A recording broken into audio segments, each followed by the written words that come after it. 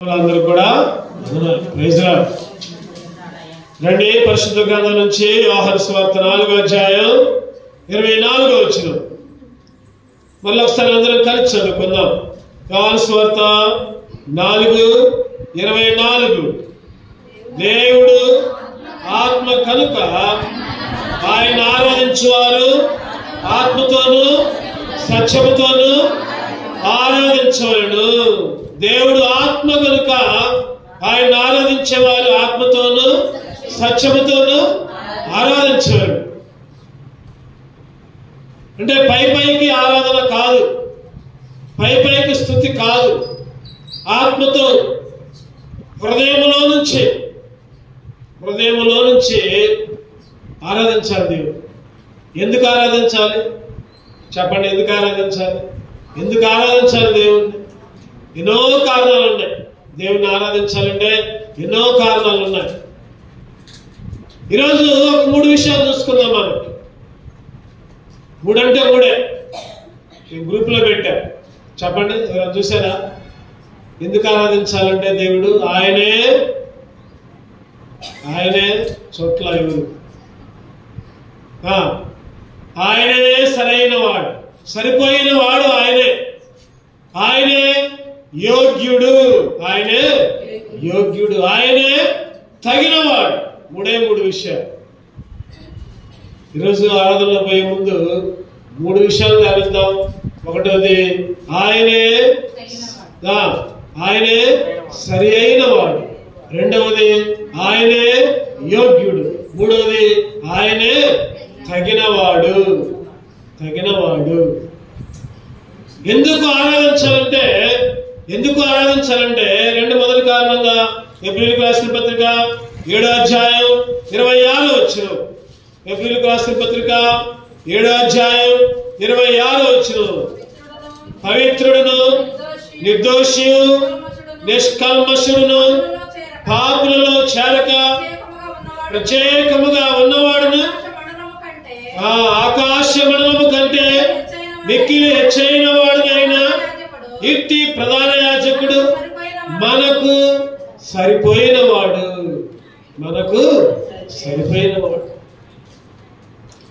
ఆయన సరిపోయిన వాడు. మనకి ఇట్టి ప్రధాన యాజకుడు సరిపోయిన వాడు. ఆయన మాత్రమే. ఇంకా ఎవరు సరిపోయిన వాళ్ళు ఎవరు లేరు. సరిపోయిన వాళ్ళు ఎవరు కూడా లేరు. ఈ లోకంలో మన పిల్లలకి పెళ్లి చేయాలంటే చెప్పండి ఏం చూస్తాం?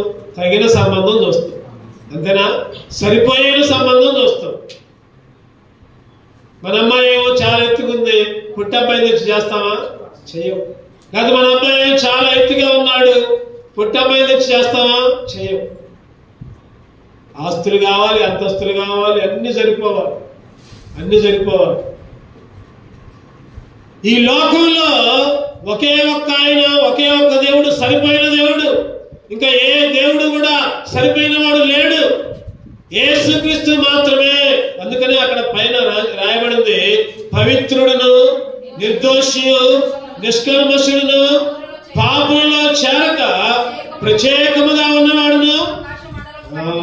దేవుడి లక్షణాలు ఇవి ఉండాలి.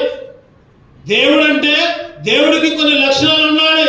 మనలాగే పుట్టి, మనలాగే పెరిగి, మనలాగనే పాపంలో ఉండి, మనలాగనే పిల్లలు అని అటువంటి వాళ్ళని దేవుడు అనరు. దేవుడు అని పిలవబడాలంటే దేవుడికి కొన్ని లక్షణాలు ఉండాలి. ఏంటిదంటే ఉంటుంది? పవిత్రుడు. చెప్పండి, ఏంటిదో ఉంటుంది? పవిత్రుడు. ఆయన పవిత్రుడు. ఆయన జన్మ పవిత్రం, ఆయన జీవితం పవిత్రం. అందుకే ఆయన దేవుడు అని పిలుస్తున్నారు. అందుకే యేసుక్రీస్తుని దేవుడు అంటున్నారు లోకమంతా, ప్రపంచమంతా. ఎవరు అవునన్నా ఎవరు కాదన్నా యేసుక్రీస్తు మాత్రమే దేవుడని నొక్కి వక్కారిస్తుంది బైబిల్. ఆయన పవిత్రుడు, నిర్దోషి, దోషము లేనివాడు, ఏ పాపము లేనివాడు. ఆయన ఇంకా నిష్కల్మషుడు, పాపులలో చేరక ప్రత్యేకముగా ఉన్నవాడు. పాపులలో చేరక, పాపుల్లో చేరలు. ఆయన పాపుల్లోనే ఉన్నాడు, పాపలోకంలోనే ఉన్నాడు, పాపలోకంలోనే జీవించాడు. జీవించాడు, పాపలతోనే తిరిగాడు, అయినా కానీ ప్రత్యేకమైన జీవితం. ఈరోజు దేవుడు అంటే కొన్ని లక్షణాలు కలిగి ఉండాలి. ఆయన అంటాడు కదా, నాలో పాపం ఉన్నదని మీలో ఎవరైనా నిరూపించగలరా, స్థాపించగలరా, ఎవరైనా రూపి చేయగలరా? నాలో పాపం ఉన్నదని ఒక ఛాలెంజ్ విసిరిన దేవుడు. ఈ లోకంలో ఎవరో కూడా అట్లా ఛాలెంజ్ విసిరిన లేరు. పాపంలోనే ఉన్నారు, పాపంలోనే పుట్టారు, పాపంలో తిరిగారు, పాపంలోనే చనిపోయారు కూడా. చనిపోయిన వాడు, చనిపోయే సమాధిలో ఉన్నవాడు దేవుడు అని పిలువబడలేడు మిత్రమా. యేసుక్రీస్తు చనిపోయాడు, సమాధి గెలిచాడు, తిరిగి లేచాడు. అందుకే ఆయన్ని యేసుక్రీస్తు దేవుడు అని చెప్తున్నారు. పాపులలో చేరక ప్రత్యేకముగా ఉన్నవాడు, ప్రత్యేకముగా ఉన్నవాడు. నా యందు పాపం ఉన్నదని మీలో ఎవడు నిరూపించగలడు అని ఒక ఛాలెంజ్ ఇస్తున్నాడు లోకానికి. ఎవరు కూడా నిరూపించలేకపోయారు. ఒక ఆయన అన్నాడు, ఒక శాస్త్రజ్ఞుడు అన్నాడు కదా, ఈ బైబిల్ మొత్తం తప్పే అన్నాడు. ఈ బైబిల్ మొత్తం తప్పే, ఈ బైబిల్ ఎన్నో తప్పులు ఉన్నాయని నిరూపించుతామని బైబిల్ రావడం మొదలుపెట్టాడు. చదివాడు చివరికి ఆయనే యేసుక్రీస్తుని అంగీకరించాడు. ఫస్ట్ ఏమో దేవుడు కాదు, యేసుక్రీస్తు కాదు, ఈ బైబిల్ అంతా తప్పు, చరిత్ర అంతా తప్పు, నేను నిరూపిస్తానని మొదలు పెట్టాడు. చదువుతున్నా కొందికి ఆయనకు ఒకటి అర్థమైంది, యేసుక్రీస్తు తప్ప ఇంకెవరు దేవుడు లేరు అని అర్థమైంది. ఈరోజు అందుకే యేసుక్రీస్తు మనకి సరిపోయిన వాడు, ఇట్టి ప్రధాన యాజకుడు మనకి సరిపోయిన వాడు, ఆయన పాపము లేనివాడు. హెబ్రీ 4:15 చదవండి. హెబ్రీ 4:15 హెబ్రీలకు రాసిన పత్రిక 4:15 చివరి భాగంలో ఉంటుంది. ఆయన పాపము లేనివాడిగా ఉండెను, ఆయన పాపము లేనివాడిగా ఉండెను. యేసుక్రీస్తులో ఏ పాపం లేదు, ఏ దోషం లేదు, ఏ శాపం లేదు. ఆయన కల్మషము లేనివాడు, ఆయన పవిత్రమైన రక్తాన్ని నీకు నా కొరకు చిందించాడు. అందుకే ఆయన సరిపోయినవాడు. చెప్పండి, ఎవరంటే ఆయన నిజంగా నువ్వు నేను శిక్షార్హులు, నువ్వు నేను మనందరం కూడా శిక్షార్హులు. ఎందుకంటే మనం చేసిన పాపాలను బట్టి. కొంతమంది అంటారు కదా, నేను ఏ పాపం చేయలేదంటారు. ఏ పాపం చేయకపోవచ్చు, పాపం చేయకపోయినా జన్మతోనే పాపివి మనం. జన్మతో మన జన్మే ఒక పాప జన్మ. జన్మతోనే పాపులు, జన్మతో పాపులు, కర్మతో పాపులు. అంటే పుట్టకతోనే పాపులు, లోకంలో పుట్టిన తర్వాత మన చూపులు, మన ఆలోచనలు లేదా మన క్రియల ద్వారా కూడా పాపంలోనే ఉన్నాం. 2 రకాలుగా పాపులు ఉన్నాం. కానీ యేసుక్రీస్తు అంట పాపములలో చారనివాడు, పాపము లేనివాడు. అదే రాయబడింది ఇక్కడ. ఆయన పాపము లేనివాడుగా ఉన్నాడు. నిజంగా ఈ పాపాన్ని బట్టి, ఈ తప్పులను బట్టి నువ్వు నేను ఎన్నోసార్లు శిక్షింపబడాలి. దేవుడైతే ఈయన ఎట్లయినా నేను శిక్షిస్తా అన్నాడు. దేవుడైతే వీళ్ళ మీదకి శిక్ష రావాల్సిందే అన్నాడు, శిక్షించబడాల్సిందే అన్నాడు. కానీ యేసుక్రీస్తు మధ్యలో వచ్చాడు. మధ్యలో వచ్చి అడ్డం నిలబడి ఆ శిక్షను మన మీద రాకుండా ఆయనే ఆ శిక్షను భరించాడు. ఆయన మీద వేసుకున్నాడు మన పాపాలన్నీ, ఆయన మీద వేసుకున్నాడు మన శాపాలన్నీ, మన తప్పులన్నీ ఆయన భరించాడు. ఆయన మధ్యవర్తిగా వచ్చాడు. ఎట్లా వచ్చాడంటే మధ్యవర్తిగా వచ్చాడు. ఒక యవనస్తుడు తిరుగుకుంటూ తాకుంటూ జలసాగా తిరుగుతున్నాడు. బాగా ధనవంతుడు, కారు మీద పోతున్నాడు, కారు వేసుకొని తిరుగుతా ఉన్నాడు. ఒకరోజు అనుకోకుండా ఆ యవనస్తుడు ఒక అమ్మాయిని గుద్దాడు. కారుతో గుద్దేసరికి ఆ అమ్మాయి కాలు ఇరిగిపోయింది. వెంటనే ఆ అమ్మాయి ఏం చేస్తుందంటే, ఆ అమ్మాయి తరపున బంధువులందరూ కోర్టుకేశారు. కోర్టుకు వేసరికి ఆ కోర్టు ఊకోదు. వెంటనే తీసుకొని వచ్చింది కోర్టులోకి. యవనస్తులు అక్కడ నిలబడ్డాడు, అమ్మాయి అక్కడ నిలబడ్డాడు, లాయర్లు ఎదురు నిలబడ్డారు. ఏంటయ్యా, ఏంటి నువ్వేనా నడిపింది కారు? నేనేనండి. మరి ఎందుకు కారు అనుకుంటుంది కదా అంటే ఆ అమ్మాయే సరిగ్గా నడవలేదని చెప్పి. ఏం చెప్పినట్టు ఆ అమ్మాయే సరిగ్గా, ఆ అమ్మాయి నేను రోడ్డు పక్క నుంచే పోతున్నా. కానీ తాగిన వెహికల్లో వచ్చి కారు గుద్దిండు. నేను ఇంకా తప్పించుకున్నా, లేకపోతే నేను చచ్చిపోయేవాడిని. నా కాలు మాత్రమే ఎరిగింది. ఇక నేను జీవితాంతం ఈ అవుటితనంతో ఉండాల్సిందే కదా, నాకే న్యాయం చేర్చండి జడ్జి గారు అని అడిగింది. ఆ జడ్జి అడిగాడు ఆ యవనస్తుని, నువ్వు అవునన్నా కాదన్నా, నువ్వు తప్పు చేశావు, ఇగో నీకు శిక్ష పనిష్మెంట్ వేస్తున్నా. లాయర్లు వాదించాడు, డబ్బులు పెట్టినా కూడా కోర్టులో అవన్నీ కుదరలా. జడ్జి చేశాడు కదా, శిక్ష వేసాడు. నువ్వు 2 లక్షల దాకా పరిహారం చెల్లించు ఆ అమ్మాయికి. ముందు అర్జెంటుగా ఆ అమ్మాయిని హాస్పిటల్ తీసుకుపోయి ఆ కాలు ఏదో ఒకటి చెయ్యి. హాస్పిటల్లో ఉన్న ఖర్చు అంతా నువ్వే భరించాలి. 40 కొరడా దెబ్బలు తిను. ఏంటంట 40 కొరడా దెబ్బలు తిను. ఆ అమ్మాయికి హాస్పిటల్ నుంచి బయటకు వచ్చేదాకా ఖర్చు నువ్వే భరించాలి. ఆ అమ్మాయి బయటకు వచ్చిన తర్వాత ఆ అమ్మాయిని పోషించే బాధ్యత నీదే. నెలకి ఒక 20,000 దాకా ఆ అమ్మాయికి ఇవ్వాలి. ఆ అమ్మాయి ఖర్చుల కింద నువ్వేమన్నది ఏం మాట్లాడాల, మౌనంగా ఉన్నాడు, దిగిపోయాడు. టైం పెట్టాడు, 4 రోజుల లోపల చేయాలి. కొరడా దెబ్బలు మాత్రం అప్పుడే పట్టాలి. ఇవన్నీ ఏమో 4 రోజుల లోపల చేయాలి. కొరడా దెబ్బలు మాత్రం వెంటనే ఇద్దరు పిలిచాడు. 2 మంచి లావగుణాలను పిలిచాడు, కొరడా ఇచ్చాడు. కొట్టండి అన్న. కొరడా దెబ్బలు కొట్టబోతున్నారు. అంతలోకే ఆ అబ్బాయి మీద షర్ట్ ఇప్పారు, కొట్టబోతున్నారు. అంతలోకే మధ్యలోంచి ఒక ఆయన వచ్చి ఆ బాబుని గట్టిగా వాటేసుకున్నాడు. కొడుతున్నారు, వీళ్ళు గట్టిగా కొడుతున్నారు. 40 దెబ్బలు కొడుతున్నారు. ఆ అబ్బాయికి ఏమి తగల, మొత్తం ఎనకే తగిలింది. ఎవరయ్యా ఆయన అంటే, ఆయన ఒక్కసారి మొక్క విడి తిప్పితే ఎవరయ్యా ఆయన అంటే జడ్జియే ఆయన. చెప్పండి, ఎవరంటే ఆయన జడ్జియే. జడ్జి స్థానంలో కూర్చొనేమో శిక్ష విధించాడు. చివరికి వచ్చాడు, ఆ దెబ్బలు తిన్నాడు. ఎందుకు కారణం అంటే ఆ యవనస్తుడు ఆ జడ్జి గారి కుమారుడే, జడ్జి కొడుకే ఆయన, కన్నా కొడుకే అయినా సరే తీర్పు ఖచ్చితంగా చెప్పాడు. ఆ శిక్ష కొడుకు మీద రాకుండా వచ్చి ఆయనే భరించాడు. ఈ లోకంలో ఒక తండ్రి ఒక కొడుక్కి తప్పు చేస్తే కాపాడాడే. ఈరోజు మనం దేనికి పనికి రాకుండా ఎన్నో విషయాల్లో ఘోరమైన పాపాలు తప్పులు చేస్తూ దేవునికి అసహ్యంగా ఉంటే, దేవుడు మనకి శిక్ష విధిస్తే ఆ శిక్షనే మన మీదకి రాకుండా యేసుక్రీస్తు తానే భరించాడు. ఆయన మాత్రమే, అందుకనే ఆయనే సరి అయిన వాడు. ఇట్టి ప్రధాన యాజకుడు. ఏముంది అక్కడ? ఇట్టి ప్రధాన యాజకుడు మనకి సరిపోయిన వాడు,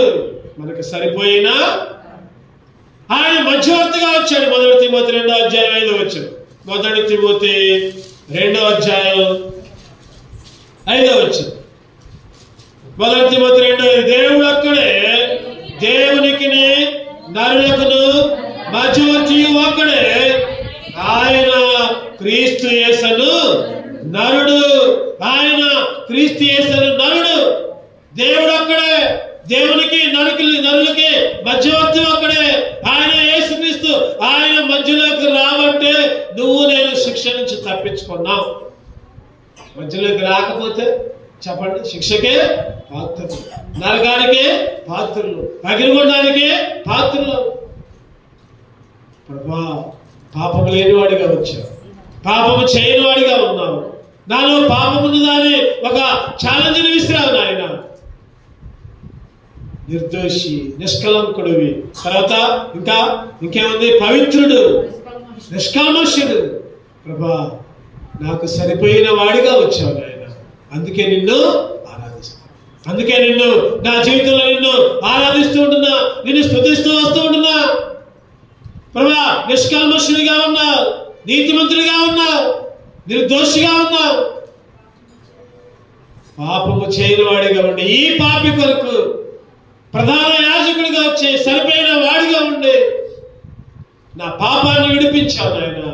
అందుకే నిన్ను ఆరాధిస్తాను. మొదటి అంశం ఏంటి చెప్పండి? మన దేవుడు సరిపోయిన దేవుడు. ఎందుకు ఆరాధించాలి? క్వశ్చన్ ఏంటంటే ఎందుకు ఆరాధించాలి? దేవుని ఆరాధించాలి, ఆత్మతోను సత్యముతోను ఆరాధించాలని చదువుకున్నా. ఎందుకు ఆరాధించాలని అడిగితే ఆయన మాత్రమే నాకు సరిపోయిన దేవుడు, అందుకే నేను ఆరాధిస్తున్నా అని చెప్పాలి. రెండో విషయం చూద్దారండి. రెండోది ఏం చెప్పుకున్నాం చెప్పండి? ఆయనే యోగ్యుడు. ఆయనే ఒకటోది ఆయనే సరిపోయిన వాడు. రెండోది ఆయనే యోగ్యుడు, అర్హత కలిగిన వాడు. ప్రకటన గ్రంథం 5వ అధ్యాయం ప్రకటన గ్రంథం 5వ అధ్యాయం 4వ వచనం 3వ వచనం కూడా చదువుకుందాం. 3 నుంచి. అయితే పరలోకమందు గాని భూమి మీద గాని భూమి క్రింద గాని ఆ గ్రంథము ఇప్పటికైనను చూచుటకైనను ఎవరికి శక్తి లేకపోయాను. ఆ గ్రంథము ఇప్పటికైనను చూచుటకైనను యోగ్యుడు ఎవడను కనబడనందున నేను బహుగా ఏడ్చుచుండగా. యోగ్యుడు ఎవడు కనబడలేదంట. చెప్పండి, యోగ్యుడు ఎవరు? పరలోకంలో కనపడాలంట, భూలోకంలో కనపడలా, సముద్రంలో కూడా కనపడాలి. యోగ్యుడు ఎవడు? ఆ గ్రంథాన్ని విప్పడానికి యోగ్యత లేదు. అక్కడ పైనుంచి చదువుకుంటా ఉంటే ఆ యోహానికి వచ్చిన దర్శనం అన్నమాట. భూమి మీద గాని పరలోకంలో గాని భూమి కింద గాని ఆ గ్రంథం ఇప్పటికైనా చూచుటకైనా చూడటానికి కూడా యోగ్యత లేదు. చూడటానికి కూడా, విప్పడానికి సంగతి తర్వాత, చూడటానికి కూడా శక్తి లేదు. యోగ్యులు ఎవరో కూడా లేకపోయేసరికి ఏడుస్తున్నట్ట. అయ్యో అయ్యో అయ్యో, యోగ్యుడు ఎవడో లేడే ఈ గ్రంథాన్ని విప్పడానికి, ఈ గ్రంథాన్ని చూడటానికి యోగ్యులు ఎవరో లేరే. అన్ని చూస్తే చివరికి 10వ వచనంలో ఒక మాట చదువురండి. నీవు ఆ గ్రంథమును తీసుకొని దాని ముద్రలో ఇప్పుడకు యోగ్యుడవు. ఎవరంట యోగ్యుడు? ఆయన మాత్రమే, యేసుక్రీస్తు మాత్రమే యోగ్యుడవు. నీవు ఆ గ్రంథమును తీసుకొని దాని ముద్రలో ఇప్పుడకు యోగ్యుడవు. నీవు వధింపబడిన వాడవై నీ రక్తమిచ్చి, నీవు వధింపబడిన వాడవై నీ రక్తమిచ్చి ప్రతి వంశములోను ఆయా భాషను మాట్లాడే వారిలోను ప్రతి ప్రజలోను ప్రతి జనములోను దేవుని కొరకు మనుషులను కొని నా దేవునికి వారిని ఒక రాజ్యముగా యాజకులుగా చేసితివి. కాబట్టి ఆయన మాత్రమే యోగ్యుడు. ఆయన మాత్రమే. ఎందుకని యోగ్యుడు? ఆయన వధించబడిన వాడిగా వచ్చాడు, రక్తం ఇచ్చాడు. ఇంకా ప్రతి వంశంలో ప్రతి భాష మాట్లాడేవాళ్ళు, దేశం లేదు భేదం, నలుపు లేదు, తెలుపు లేదు, రంగు భేదం లేదు, కుల భేదం లేదు, ప్రాంతీయ భేదం లేదు. ఏ రంగైనా, ఏ మతమైనా, ఏ కులమైనా. ఈరోజు చాలా మంది అంటున్నారు కదా, యేసుక్రీస్తుది ఒక మతం అంటున్నారు. చెప్పండి, మీరు చెప్పండి, మతమా కాదా? చెప్పాలి. యేసుక్రీస్తుది మతం కాదు. ప్రియమైన సహోదరుడా, ప్రియమైన సహోదరి, యేసుక్రీస్తు మతాన్ని స్థాపించడానికి రాలా. ఆయన మార్గం, నీకొక దారి చూపించడానికి వచ్చాడు. యేసుక్రీస్తుది కూడా ఒక మతం అంటే ఆ మతం అనే పిచ్చిలో ఉంటే యేసుక్రీస్తుని అంగీకరించినట్లే నువ్వు. యేసుక్రీస్తు మతాన్ని స్థాపించడానికి రాలా. యేసుక్రీస్తు ఒక దారిని, ఒక మార్గాన్ని చూపించడానికి వచ్చాడు. ఆ మార్గము పరలోక రాజ్యానికి తీసుకెళ్ళింది. మతాలన్నీ అగ్నిగుండానికి తీసుకెళ్తాయి. మతం అని పేరు పెట్టుకుంటే ఒక ఆయన అంటున్నాడు, నువ్వు కూడా పోయినవా ఆ మతంలోకి అంటున్నాడు. ఏమంటాడు చెప్పండి? నువ్వు కూడా పోయినవా ఆ మతంలోకి? ఒక ఆయన ఉన్నాడు, అరే మనం ఏంటి, మన కులం ఏంటి, మన గోత్రం ఏంటి, ఏదిరా నువ్వు అంత తక్కువ కులవాడి మతాన్ని అవలంబిస్తున్నావు? జ్ఞానం లేని మాటలు, వివేకం లేని మాటలు, తెలివి లేని మాటలు ఇవన్నీ. యేసుక్రీస్తు మతం కాదు, మార్గం. ఆయన అంటున్నాడు, నేనే మార్గము, నేనే సత్యము, నేనే జీవముంటున్నాడు, నా ద్వారా తప్ప ఎవడు కూడా పరలోక రాజ్యానికి వెళ్ళడు. అదంతే, ఖచ్చితంగా అంతే. యేసుక్రీస్తు ద్వారా మాత్రమే పరలోక రాజ్యం, యేసుక్రీస్తు ద్వారా మాత్రమే ఆ పరలోక రాజ్యం. యేసుక్రీస్తు లేకపోతే పరలోక రాజ్యం లేదు నీకు. అగ్నిగుణమే ఉంది, నరకమే ఉంది. అగ్ని ఆరదు, నువ్వు చావదు. ఈ లోకంలో యోగ్యుడు ఎవరు లేరు, కేవలం ఒకే ఒక్క ఆయన రక్తాన్ని చిందించిందంట.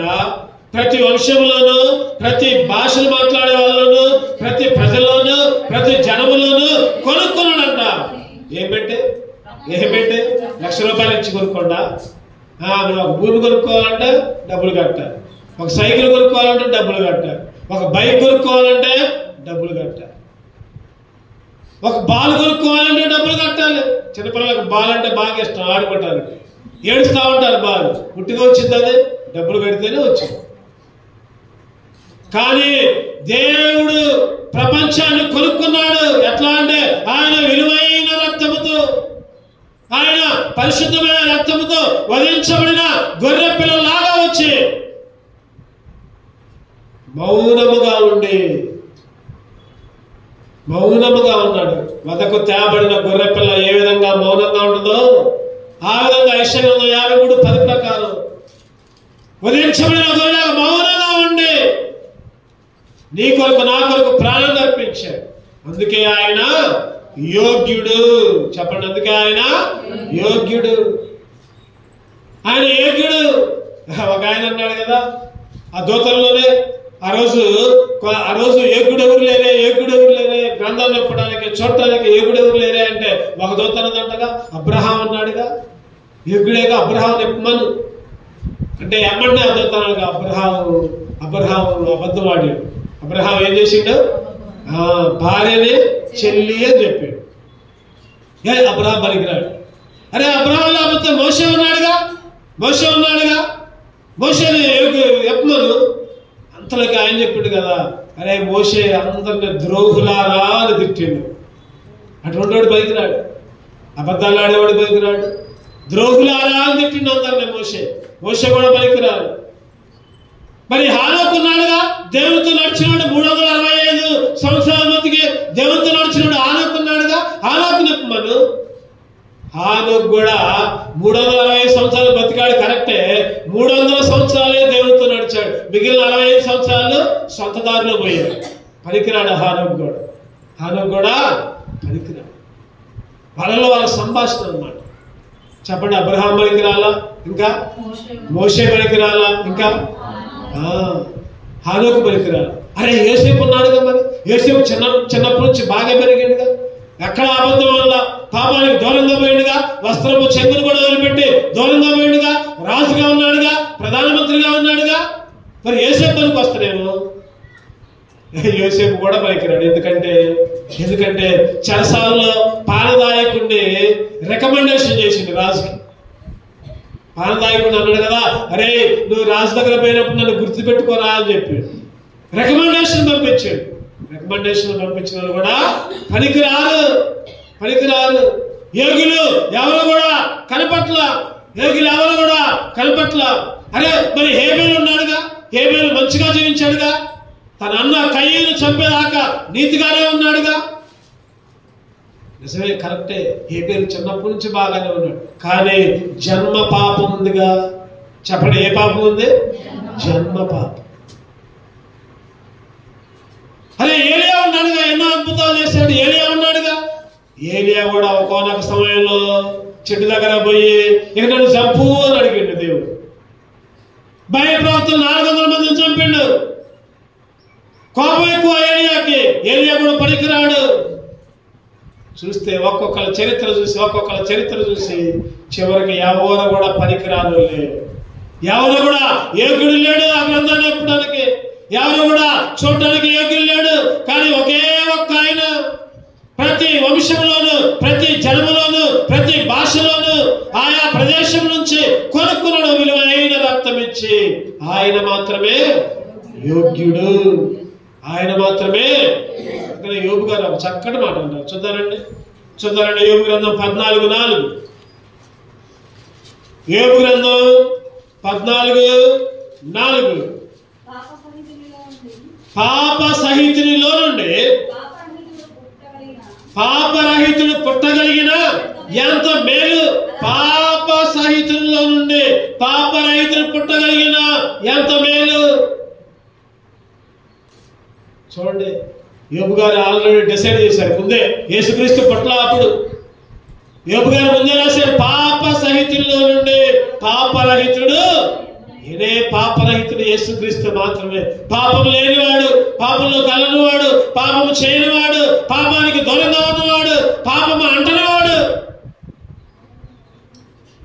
విలువైన రక్తాన్ని కార్చి, నిష్కల్మషమైన గొర్రె పిల్ల రక్తాన్ని కార్చి నీ కొరకు నా కొరకు బలి.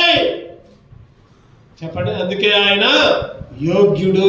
అందుకే ఆయన 1 Peter 2:22 1 Peter 2:22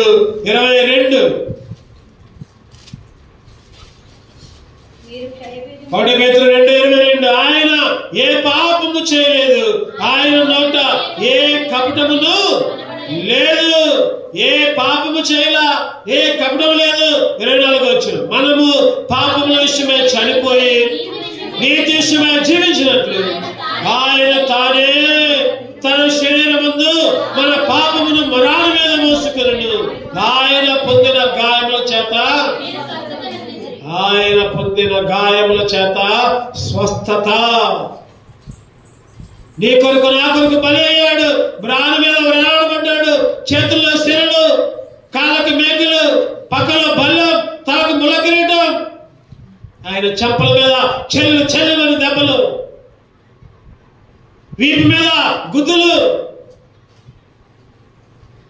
స్వరూపమైన సొగసైన లేదు దుఃఖభరితుడాయనే. స్వరూపమైన సొగసైన లేదు దుఃఖభరితుడాయనే.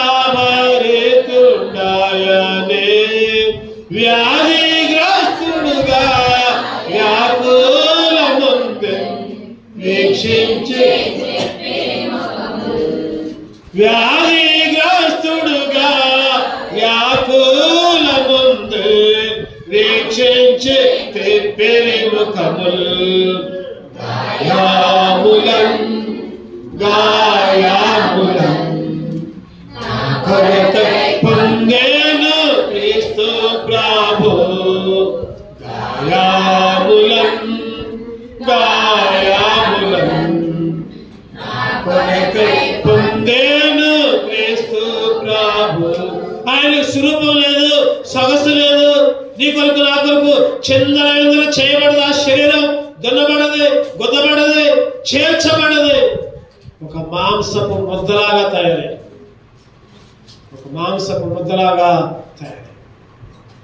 అందుకే ఆయన యోగ్యుడు.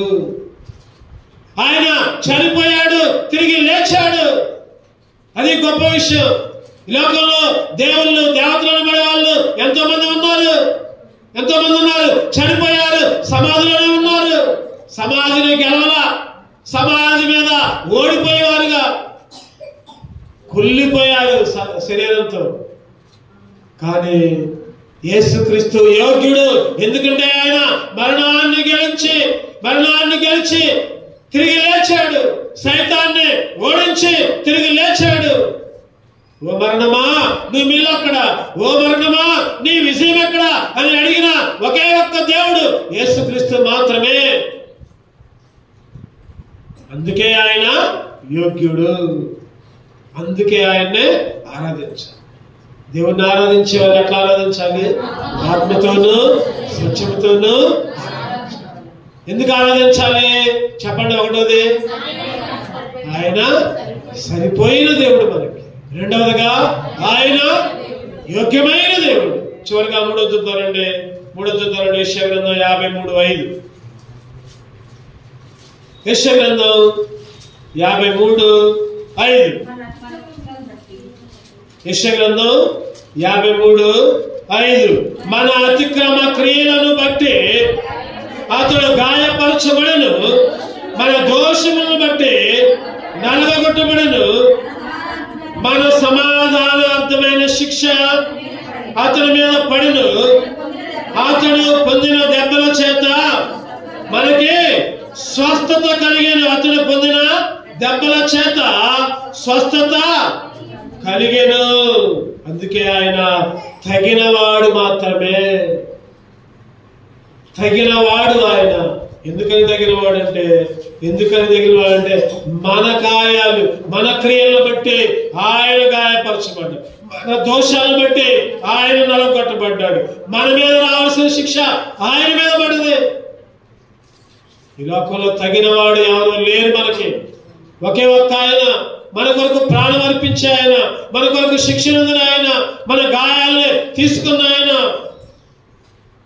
ఇంకా కింద ఉంటుంది 4వ వచనంలో ఉంటుంది, నిశ్చయముగా అతను మన రోగములను భరించెను, మన వ్యసనములను వహించెను, ఆయనను మొత్తబడిన వారు గాను, దేవుని బాధింపబడిన వారు గాను, శ్రమనందిన వారు గాను మనమతన్ని ఎంచితిమి. ఆయన మాత్రమే తగిన దేవుడు. చెప్పండి, ఆయన మాత్రమే. మనందరూ కూడా గొర్రెల వలె త్రోవ తప్పితే, కాపరి లేని గొర్రెల వలె చల్లాచెదరైపోతే ఆయన తగినవాడిగా వచ్చి మనకు రావాల్సిన శిక్ష అంతా ఆయన భరించి, మన పాపాన్ని ఆయన భరించాడు. అదే 12వ వచనం 53:12. కావున గొప్ప వారితో నేను అతనికి పాలు పంచి పెట్టెదను, గనులతో కలిసి అతను కొల్ల సమయం భాగించుకును. ఏడైనగా మరణము నొందినట్లు అతను తన ప్రాణమును దారిపోసెను. అతిక్రమం చేయవారు ఎంచబడిన వాడు ఆయన, అనేకుల పాపమును భరించును, తిరుగుబాటు చేసిన వారిని గురించి విజ్ఞాపనము చేసెను. అనేకుల పాపము భరించాడు. అందుకే ఆయన తగినవాడు. అందుకే ఆయన మన పాపాలన్నీ ఆయన భరించాడు. మన శిక్ష అంతా ఆయన మీద వేసుకున్నాడు. ఆయన విలువైన రక్తాన్ని నీ కొరకు నా కొరకు కార్చి ఆయన రక్తంతో నన్ను పవిత్రులుగా చేశాడు. 1 యోహాను 1:7 ప్రకారం చదవండి. 1 యోహాను 1:7. అయితే వెలుగులో ఉన్న ప్రకారము మనము వెలుగులో నడిచిన మనం అన్యోన్య సహవాసం గల వారమైనము. అప్పుడు ఆయన కుమారుడు యేసు రక్తము ప్రతి పాపము నుండి మనలను, ప్రతి పాపము నుండి నువ్వే పాపమైనా, ఎటువంటి పాపమైనా దేవుని దగ్గరకు రా, యేసుక్రీస్తు దగ్గరకు రా. ఆయన రక్తము నీ పాపాన్ని కడిగివేసింది. ఆయన రక్తము నీ పాపాన్ని శుభ్రం చేసింది. ఆయన రక్తం నీ మలినాన్ని తుడిచివేసింది. ఈరోజు ఎంత మలిన స్థితిలో ఉన్నా సరే, ఎంత పాప స్థితిలో ఉన్నా సరే, ఎటువంటి స్థితిలో ఉన్నా సరే, ఒకప్పుడు నువ్వు నేను కూడా అటువంటి స్థితిలో ఉంటే ఆయన విలువైన రక్తాన్ని కార్చి నన్ను పవిత్రునిగా, పాప మెరుగని ఆయన నీ కొరకు నా కొరకు పాపిగా మారాడు. అందుకే తగినవాడు ఆయన. చదవండి మాట 2 కొరింథీ 5:21. 2 కొరింథీ 5:21. ఎందుకనగా ఆయన యందు మనం ఆయన యందు దేవుని నీతి ఎదునట్లు పాప మెరుగని ఆయన మన కోసము పాప మెరుగని ఆయన నీ కోసం నా కోసం పాపంగా చేయబడ్డాడు. అందుకే తగినవాడు ఆయన, అందుకే సరైన వాడు, అందుకే యోగ్యుడు ఆయన. అందుకే యోగ్యుడు, సరైన వాడు, చెప్పండి, తగినవాడు. పాప మెరుగని ఆయన నీ కొరకు నా కొరకు పాపముగా చేయబడ్డాడు. శాపగ్రాహిగా సిలువలో మరణించాడు, సిలువలో బలి అయ్యాడు. ఈరోజు నీ కొరకు నీ భర్త మరణిస్తాడు. ఒకసారి అడగండి, నా కోసం చచ్చిపోతావా అని అడగండి. ఏమంటాడు? పో, అవసరమైతే నువ్వు చావు నా కోసం అంటాడు. నీ భార్యను అడగండి, నీ పిల్లలను అడగండి, కాదు నీ తల్లిదండ్రులను అడగండి. తల్లి అయినా మరచను కానీ నేను నిన్ను మరవను అన్న దేవుడు. తల్లి అయినా మరచను కానీ నేను నిన్ను మరవను. ఇదిగో నిన్ను నా అరచేతులతో నిన్ను ఎత్తుకొని ఉన్నా, నా చేతుల్లో నిన్ను చెక్కుకున్నా. విమోచించిన దేవుడు ఆయన. అందుకే ఆయన తగినవాడిగా వచ్చాడు, తగినవాడు. ఈరోజు మనం దేవుణ్ణి ఆరాధించాలి. దేవుణ్ణి ఆరాధించే వాళ్ళు ఆత్మతో సత్యముతో ఆరాధించాలి. ఆత్మతో సత్యముతో ఆరాధించాలి. ఎందుకు ఆరాధించాలంటే 3 చెప్పుకున్నాం మనం, 3 చెప్పుకున్నాం. ఒకటోది బిందు చెప్పింది. ఒకటోది ఆయనే సరి అయిన వాడు. రెండోది యెషయా చెప్పింది ఆయనే యోగ్యుడు. ఆయనే యోగ్యుడు, ఆయనే యోగ్యుడు. మూడోది కీర్తి చెప్పింది ఆయనే. ఈ 3 అంశాల ద్వారా ఈరోజు దేవుని ఆరాధిద్దాం. మళ్ళీ ఒకసారి యోహాను సువార్త 4:24 చదువుకొని ఆరాధనలో ప్రవేశిద్దాం. అందరం కలిసి చదువుకుందాం ఒకసారి. యోహాను సువార్త 4:24. దేవుడు ఆత్మ కనుక ఆయన ఆరాధించారు ఆత్మతోను సత్యముతోను. ప్రభా నిన్నే ఆరాధించాలని, ఎందుకంటే నువ్వే సరైన వాడు, నువ్వే యోగ్యుడివి, నువ్వే తగినవాడిగా నా కొరకు ప్రాణాన్ని అర్పించావు. అందుకే నా హృదయాన్ని నీకు అర్పిస్తాను. అటువంటి ఆరాధన చేసే బిడ్డగా దేవుడు మనల్ని సిద్ధపరుచునుగా. 2 నిలబడదాం.